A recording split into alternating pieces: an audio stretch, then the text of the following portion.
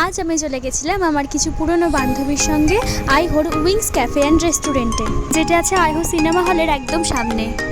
আমার বন্ধু বান্ধবীর সংখ্যা একেবারেই কম, রয়ে গেছে হাতে গোনা এই কয়জন। এদের সঙ্গে সেই স্কুল সময় থেকে আমার পরিচয়।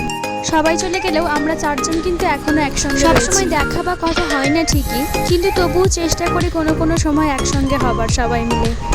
জায়গাটা সত্যিই ভীষণ সুন্দরভাবে সাজানো। এখানে দিয়ে দিলাম মেনুটা, সবাই একটু পজ করে দেখে নিও। আমরা তো দেখতেই পাচ্ছি বিরিয়ানি অর্ডার করেছিলাম। অ্যাফোর্ডেবল প্রাইসে খাবারের কোয়ান্টিটি আর কোয়ালিটি দুটোই বেশ ভালো।